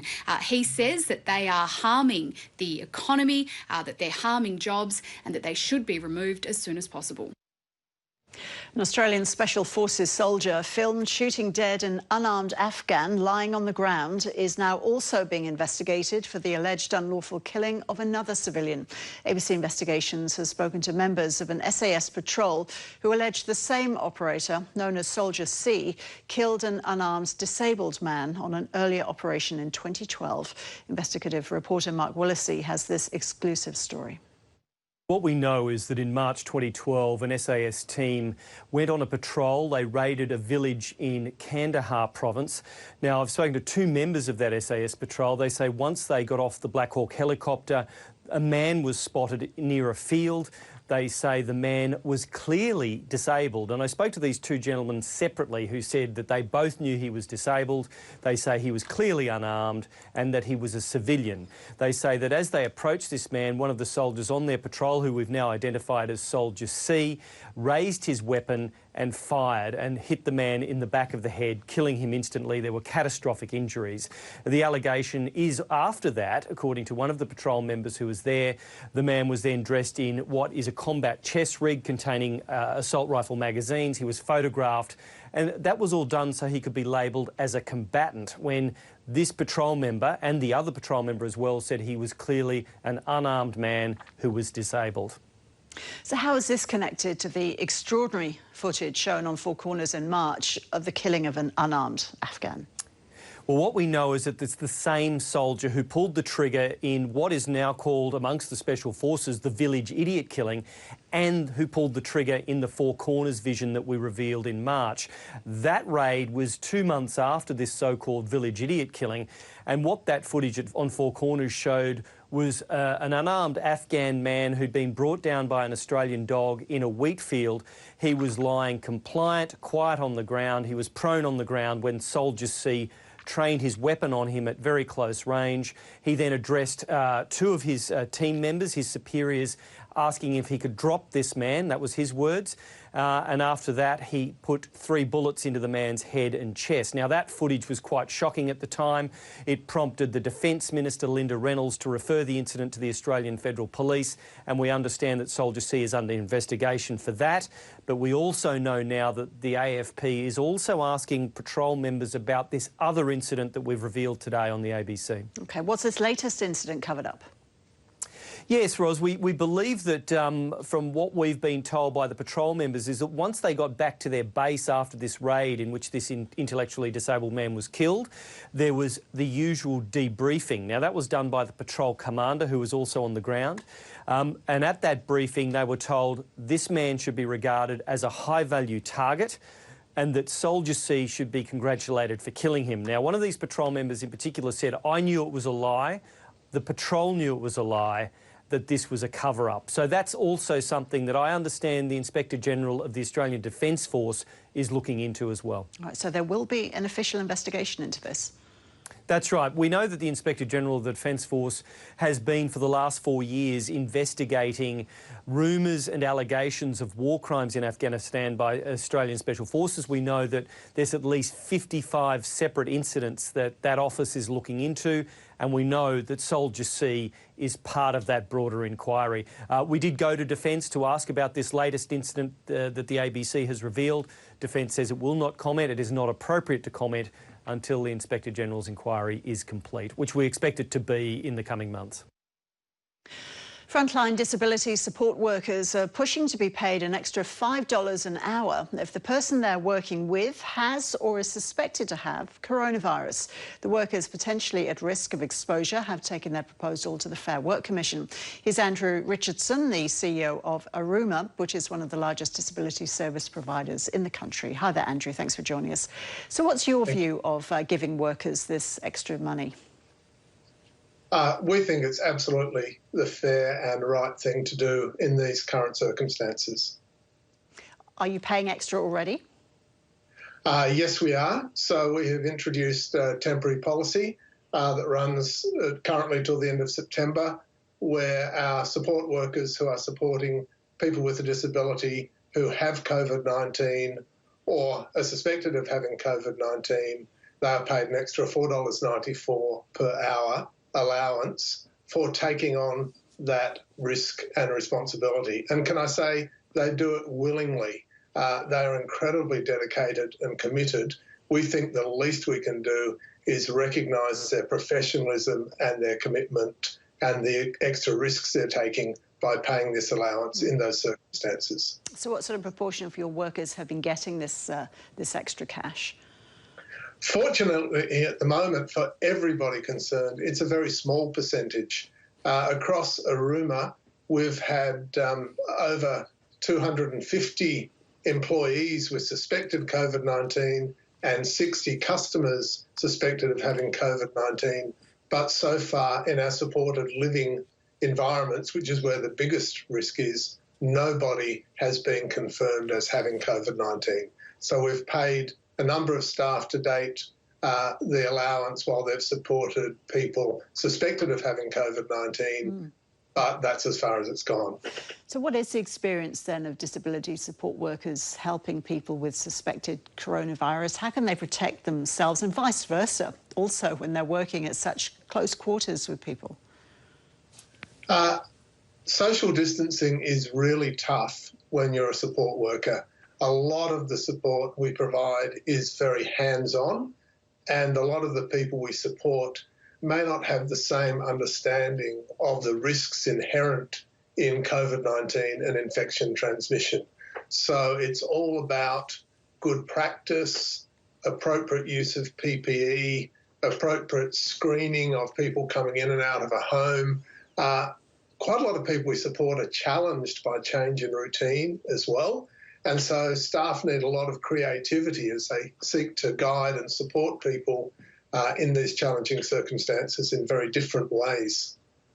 So what difference is the extra money making to workers? Does it make a real financial difference? And does it also reflect an increased workload as well? Or perhaps is it more the symbolic value of the rise that's important? Look, there's a bigger question about rates of pay for disability support workers.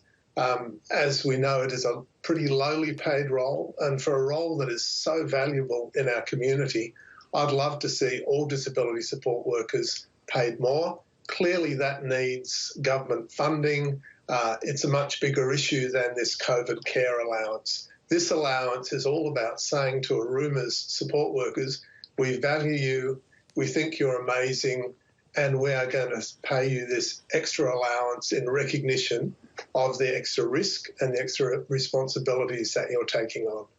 As the boss of the company, though, is it going to be hard for you to take that extra money back come September? We'll reassess how things are travelling in September. If we need to keep the allowance going, then we will do so. Andrew Richardson, thank you for talking to us today. It's a pleasure. A team from Flinders University has discovered some of the most detailed examples of rare rock art in the world. Working with traditional owners, the researchers found the miniature stencils in the Northern Territory's Limmen National Park. Here's Dr. Liam Brady from Flinders University. Hi there, Liam. Tell us about what you found then. So it was a discovery of really tiny miniature stencils. So we're talking maybe 3-4 centimeters long. They were made of, they were showing human figures, animals, objects like boomerangs. And the really unique thing about this is that when we see stencils in the rock art record, well, they're of life-size hands, feet, axes, everything that's life-size. But these ones are incredibly tiny. So we were puzzled how they were actually made. So we've only been able to find 2 other examples of these miniature stencils in the rock art record from anywhere in the world. One down in Sydney and one in Indonesia. So have you worked out how they were made? Sorry to interrupt. Yeah, so we were puzzled about that. One of the co-authors, John Bradley, he remembers camping with Mara families, the traditional owners of the area, and seeing kids play with beeswax. Kids used to play with beeswax, big balls of it, and heat it up and mold it and shape it into animals, into cowboys and people. So we thought maybe we could try beeswax. So we had a bowl of beeswax, we heated it up. We tried to replicate those stencils using beeswax. We placed the molds onto a rock slab we had and sprayed pigment over them, and they were an exact match with the stencils from the rock shelter. So why are these examples of rock art, why are they so small? We're not really sure. That's a bit of a mystery still. It could be evidence of children playing with things, but the stencils themselves are at adult eye height. So we're still trying to work out what they actually mean. But what we do know is that for the Mara traditional owners, they're evidence of their ancestors being in this incredible landscape, traveling through it, inscribing these rock shelters with symbols of their identity. So it's really quite a unique thing. And I think for Australia, it's that this adds another dimension to its incredible rock art record. Australia is known as the rock art capital of the world, with over 100,000 sites and millions of engravings and styles and techniques. And this is something that we haven't really come across before. So it adds just another layer to this incredible story. Tell us about working with traditional owners. What was that like? It's an incredible experience. It's a collaborative project with the Mara. They're interested in learning more about the archaeological history of the area.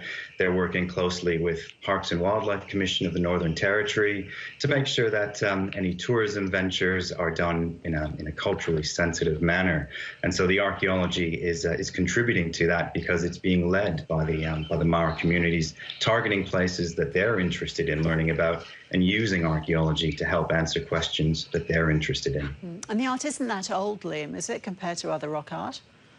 We don't think it's too old. We probably think it's around 400 or 500 years old. It's a very humid sort of tropical conditions. It's a somewhat shallow rock shelter. So we're dating it is going to be something that we do into the future. So it's it's part of an ongoing research project.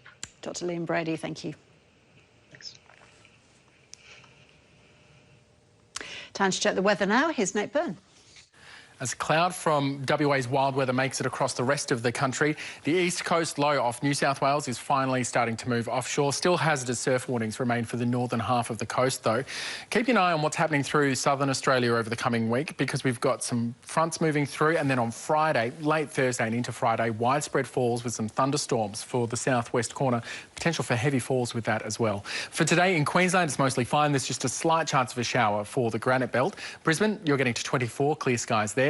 And those conditions are easing for eastern New South Wales. A couple of showers for the central coast and maybe some falls through the central southern interior too. Sydney's got a possible shower, aiming for 20, 15 in Canberra, and it's staying fine there. In Victoria, some falls in the northeast and maybe a couple of showers for the central south. Melbourne staying dry though, getting to 17. And Tasmania has wet weather through the north, and we'll see some falls developing in the west later on this afternoon. 14 on the way for Hobart, it's staying dry for you. Showers for southern parts of South Australia are easing this afternoon and into this evening. Adelaide has a bit of wet weather, getting to 17. And over in the west, we've got showers developing for the southwest, getting up to about Geraldton and into about Bremer Bay, potentially. Perth looking at a few showers, 21 the top. While up north, rain and storms continue for the Kimberley, falls making it into the west of the territory. But not in Darwin. A sunny day there, it's getting to 31.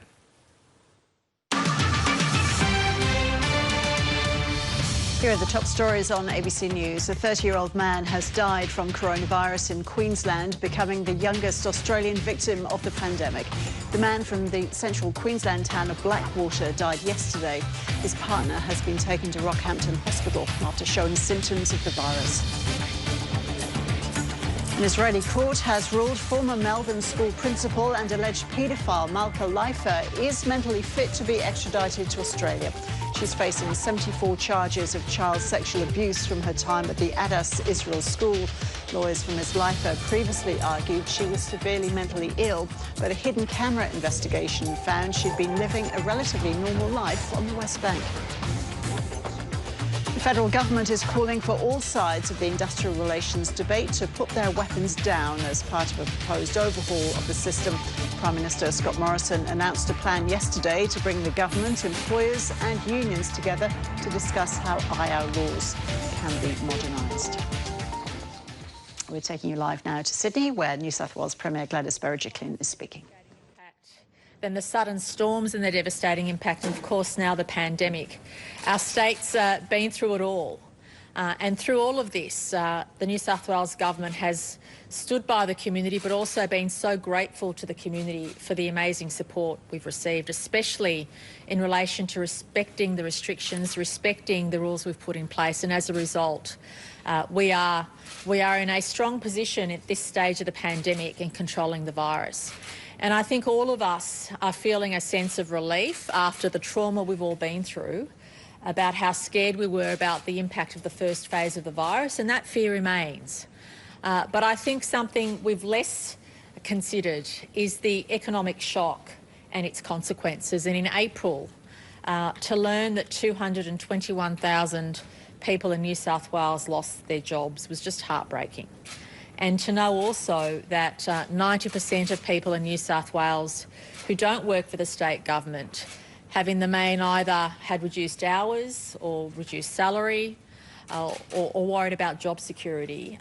We can appreciate as a government the angst that's going on during this time. And as a government, we often have to make decisions which we feel are in the best interest of our citizens, and we've done that. We've not shirked for a second from providing the resources that our health system needs, that our bushfire recovery needs, and certainly now with the pandemic, we've left no stone unturned. And I want to thank the Treasurer in particular for ensuring that whether it was an extra $1 billion for PPE, whether it was an extra $1 billion for protecting our system, our health system, whether it was an extra $1 billion in managing support for small business, the $10 billion in stimulus, we've made sure that we've supported our community at every opportunity.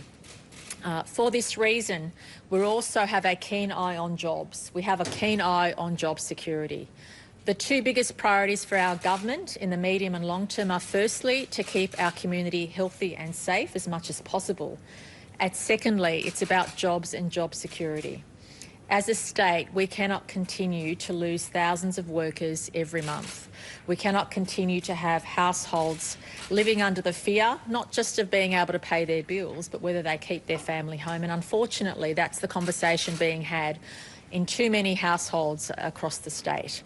And that's why, as a government, it's up to us to demonstrate leadership, to bring everybody together and to make decisions that we think are in the best interests of the community. And that's why today the Treasurer and I are announcing that over the next 12 months there will be no pay increases for people who work in the public service. There are 410,000 employees in the New South Wales Public Service, of which the Treasurer and I are two. And none of us, nobody, will be getting a pay rise from this period onwards for the next 12 months as agreements come up. Now, the reason for this is that every spare dollar we have and every dollar we don't have currently, we need to spend in health and obviously also in jobs and job security.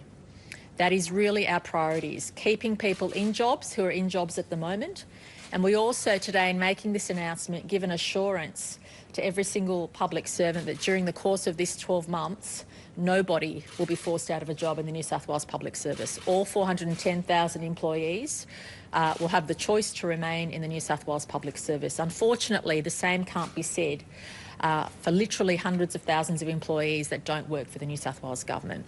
And today's announcement is about keeping all of our employees safe, keeping all of our employees in jobs, every single one of them, but also making sure that we can support all of our citizens throughout New South Wales in the best way possible.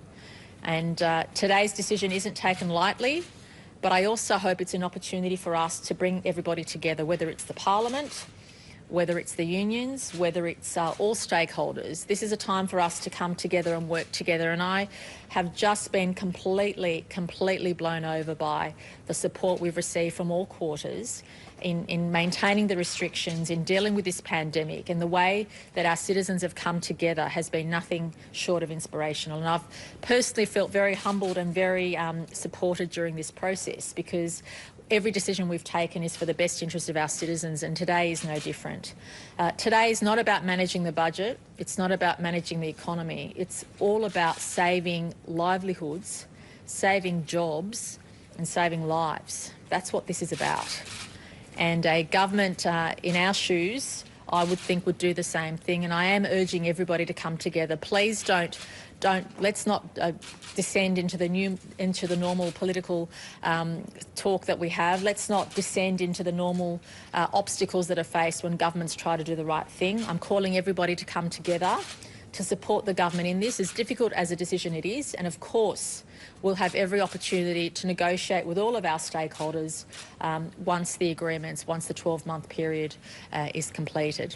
I'll now ask the Treasurer to go into more detail, and again, I want to take this opportunity to thank all of our citizens for their efforts, and especially all of our public servants, no matter what role you have, because 410,000 people have supported the 8.5 million people, or the 8 million people that call New South Wales home. But I also want to take this opportunity to say we are in this together, and I hope today is an opportunity for us to keep working together for the betterment of our citizens, to keep everybody safe, but also to focus on the economic shock and the consequences. And I don't want our state to fall off an unemployment cliff because we haven't done enough as a government to protect jobs. And every dollar we have that's available will be for health, but also for jobs and job security, which we know is top of mind. Thank you, Premier. Well, this pandemic is both a health crisis and an economic crisis.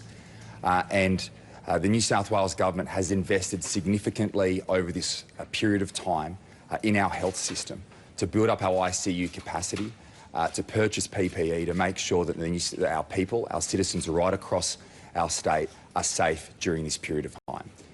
But as we all know, it is also an economic crisis. We are seeing, just in the last month, 200,000 people in our state lose their job. We are seeing hundreds of thousands of people on the JobKeeper program hoping to retain their job. We are seeing hundreds of thousands of people across our state on the JobSeeker program hoping to get into work. And we need today, this government has made a decision to make sure that every dollar we have here in New South Wales is invested where it can to make a difference, to create jobs, to protect jobs, keeping people in work. This is not an easy decision, but it's the right decision, a fair decision, and one for the greater good. New South Wales Treasurer there, and before him the Premier Gladys Berejiklian giving her regular coronavirus update. The Premier was highlighting the economic shock that's been caused by the pandemic, and she's announced that over the next 12 months there will be no pay increases for people working in the state public service, but also nobody working for the state government will be forced out of a job. Just on the state case numbers, 2 students from separate schools in Sydney's eastern suburbs are the only coronavirus cases to be confirmed in New South Wales last night. A 10-year-old student from Marai College and an 11-year-old student from Waverley College are both recovering at home. More than 70 students and 13 teachers at the 2 schools have been identified as close contacts, while both colleges are closed for deep cleaning. That's the latest from New South Wales. Well, Victoria has recorded 8 new cases of COVID-19 overnight. 2 cases are linked to an aged care facility. 1 is from hotel quarantine. 4 cases are the result of routine testing, and 1 is under investigation. Premier Daniel Andrews says Victoria had conducted more than 200,000 tests for the virus since May the 11th and is encouraging more tests to be carried out. If you have even mild symptoms, please come forward and get tested. It's a powerful contribution that allows us to make really good, cautious, evidence-based decisions, and it gives us options that we otherwise wouldn't have. Beyond that, I do again want to reiterate for all Victorians who have been working from home, if you have been working from home, you must continue to work from home for all of June. Now, that may change beyond June, but at this stage, the Chief Health Officer, Professor Sutton, is particularly concerned about literally hundreds of thousands of Victorians returning to office blocks, returning to work in a physical workplace as opposed to continuing their at-home work.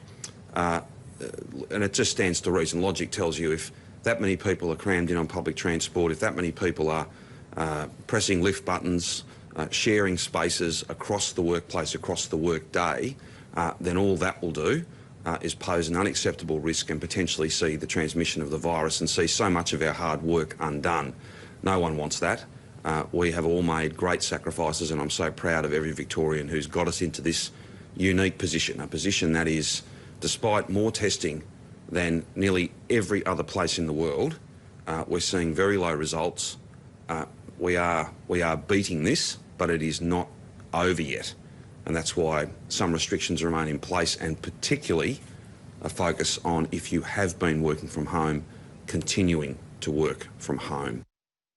Let's go to ABC analyst Casey Briggs now. So, Casey, sad news from Queensland that a 30-year-old man has died from the virus, and this comes after quite a run of 0 cases in the state. Yeah, really tragic news, and a new death that it's been a few days since we've had one, so really tragic. Just quickly, 8 cases in Victoria and 2 in New South Wales, but as you say, this one in Queensland is the really tragic story. 1 new case, but at the same time they were discovered as a case, oops, wrong button, sorry. At the same time they were discovered as a case, they were discovered as a death as well. So this is Australia's youngest coronavirus death to date, a 30-year-old. The next youngest person is 42, so by quite an order of magnitude there. It's also a concern because this is a person in Blackwater in central Queensland, where I don't believe there have been any other coronavirus cases, and if there were to be a cluster of cases to develop there, that would be a real problem. So it's a problem, it's a horrific story for that family, and I really feel for the partner who discovered that their partner had become unresponsive last night. But it's also a big issue for the community of Blackwater if that virus is actually spreading through that community. This is, I think it's the 103rd death now, but we have been a fair while since we've had one today, and then really we've had 1, 2, 3, 4, 5 in 6 in the last sort of, 6 this month, 6 in the entire month. So the death rate really has dropped off, and we're now seeing very small numbers there. Of course, every one is tragic, though. Yeah. And Casey, how are Australians feeling through this pandemic? It's a very good question, Ros, and it's a question the ABC, in partnership with Vox Pop Labs, has been asking people for the last 5 weeks. And I've got some interesting results I wanted to share with you. This week, this survey of Australians around the country asked, how well are you coping with this pandemic? How well are you coping with the changes to your daily life? And almost 4 in 5 people said yes, they're coping very well, on the very high end of things. But there are some interesting differences there. Men tended to say they were coping much better than women. And also, and there were some other divisions as well, but also one of the other interesting results is when people were asked, how well do you think other people are doing, how well do you think your fellow Australians are doing, only about half as many said they were coping very well. So people tend to think they are coping much better than the rest of the population is at the moment. And it's really showing the sense of collective action and solidarity at the moment that we're seeing through a number of the questions. One of the other questions before I move on to that, there was an interesting split on age lines of people who thought the rest of Australia was coping very well. Older people tended to think that Australians are coping much better than younger people tended to think. And also, there was an interesting split on the political spectrum. People who identified as being on the right of the political centre tended to think people are doing better than people on the left. So interesting divides there.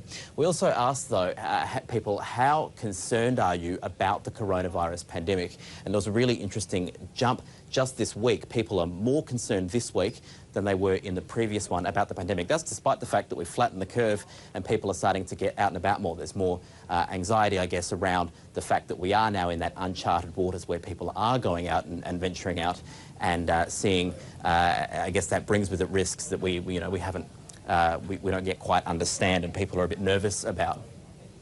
Interestingly, though, people are still not more concerned about their own health. They're actually concerned more about the health of others, a friend or a family member contracting COVID-19, and they're also concerned about the economy, the health of the economy. People very concerned, extremely concerned, and the health of the economy has jumped 6%. So an interesting results there showing that, while you might expect people to be less worried than they were in the last few weeks, they're actually more worried. Casey, thank you. The Prime Minister has reiterated his calls for all sides of Australia's industrial relations debate to put their weapons down as part of a proposed overhaul of the system. Opposition leader Anthony Albanese says the government has a poor track record when it comes to supporting apprentices and trainees.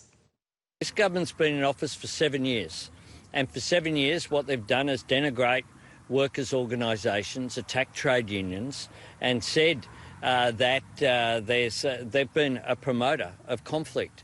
They passed the Ensuring Integrity Bill through the House of Representatives last year without allowing a single word of debate, not one word.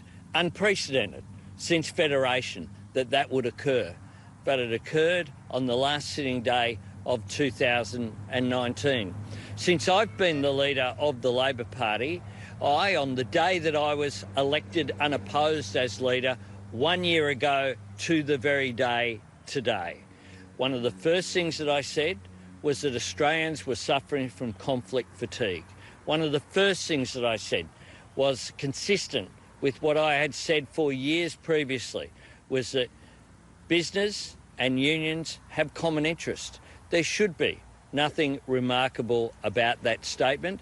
It's something that I've put into practice as well as a minister in the former Labor government, with the creation of organisations like Infrastructure Australia, with the creation of organisations like the Major Cities Unit and others to drive change through the agenda, to get people sitting around a table and talking about that change.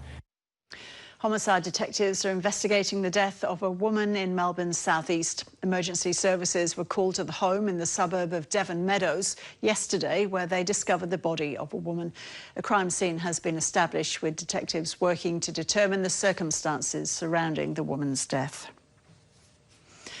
A second man has been arrested over the robbery of a man in a wheelchair outside a Sydney ATM. The 42-year-old, who has cerebral palsy, had money snatched out of his hands by two men on George Street on Sunday morning. A 20-year-old man from Riverwood was arrested this morning and is likely to be charged at Campsie Police Station. Another 20-year-old man from Sanctuary Point will face Liverpool court today.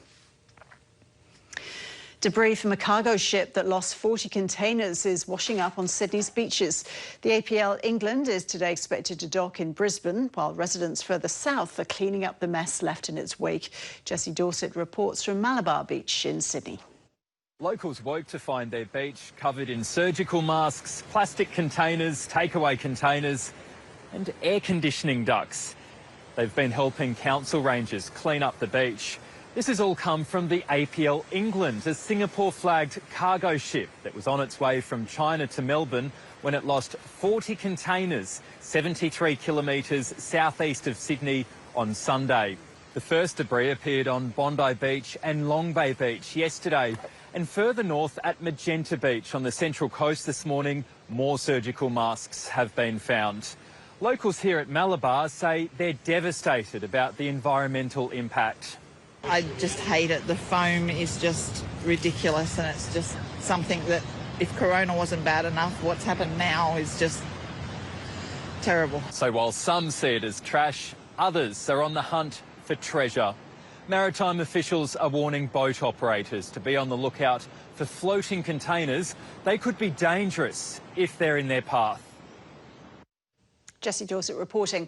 Finance news now. Here's Sue Lannan. Sue, the delivery firm Deliveroo is being taken to court for sacking a worker. Yes, so sacking a worker for allegedly being late in delivering food to people who've ordered from restaurants. So it's being sued by one of its workers. Delivery rider Diego Franco has filed an unfair dismissal case in the Fair Work Commission.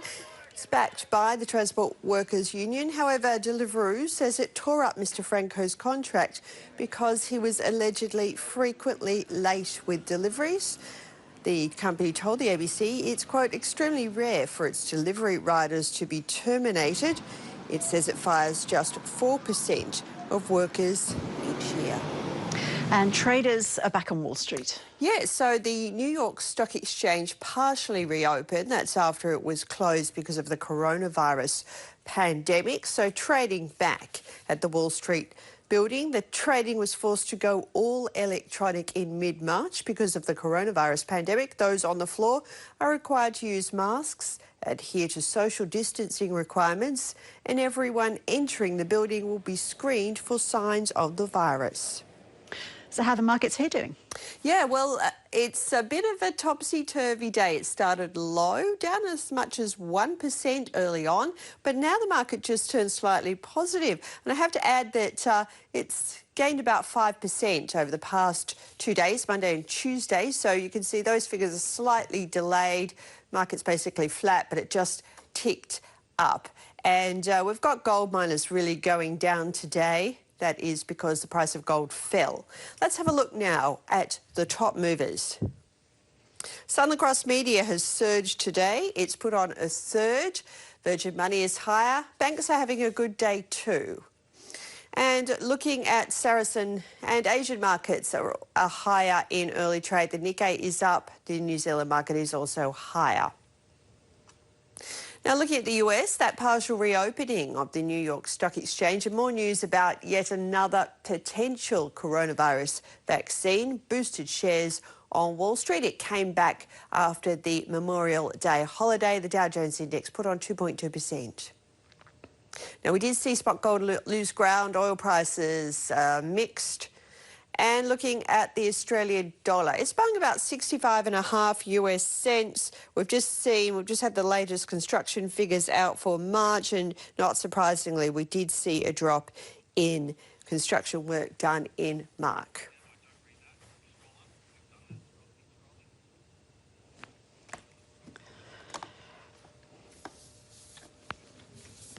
And Ross, I'll just read some of those figures for you from the Bureau of Statistics. So value of work done for residential building fell 6% in March. And that's finance. Thanks, Sue. Basketball Australia has confirmed the WNBL season will start in November with 21 regular season games per team. Lauren Jackson is Basketball Australia's head of women, and she says she's pleased no games have had to be cut. The Commission and the Players Association have been working very closely with BA and the WNBL on getting a 21-game season together for the women leading into Tokyo next year. So it's great. We've not had to cut any games, and we're really excited about what this next season holds for us. I think there's still a lot of things that are up in the air at the moment, depending on restrictions, federal and state restrictions. So the great thing about the season structure is that it is flexible, and we can sort of work within the guidelines at the time. It is crazy at the moment, just the uncertainty around everything, but we feel really excited and really positive also that we've been able to come to an agreement and maintain the same level of games and the integrity of the league. As far as imports, that's, we're still working through that. We've still got a few more announcements to make. There's been some uncertainty around everything with COVID-19, but we've been able to work very well with the Commission and start putting some things in place that we'll be able to announce sort of further into the future. But we're very excited about the opportunities that are presenting themselves at the moment. Lauren Jackson. A 12-year-old boy has had a close encounter with a giant brown bear in northern Italy. Alessandro was walking with his family in Trentino when they noticed the bear, which rose onto its hind legs several times. Never have the words "don't panic" seemed more appropriate. Looking back over his shoulder to see what's behind him, a young boy moves slowly, ever so slowly, down the side of this hill. Ambling along in his wake, a giant brown bear, just a little bit curious about this small visitor, perhaps. Alessandro and his family were enjoying a picnic when the boy went off for a stroll. It turns out he had made a new friend. His mother's partner tried to reassure him, explaining that the bear was just minding its own business. Mama! Alessandro can then be heard calling out to his mother.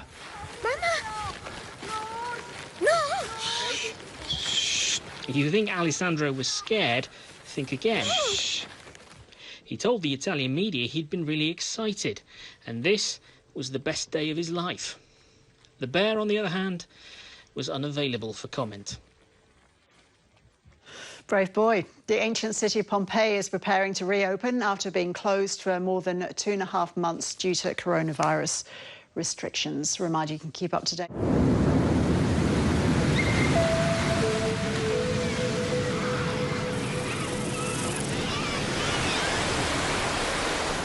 At the moment, what's the thing that most worries you? A large second wave is the most worrying thing of all. 7:30's special coverage. There is a possibility that we will see an uptick. Comprehensive coverage all week. We're not out of the woods really until we can operate at full capacity again. The virus is still out there and there's still risks. Australians get emergencies. However, just like a bushfire, it's not over till it's over. You have to stay alert. 7:30 today, ABC Australia. With so many of us spending more time at home, you can watch your favourite ABC channels live.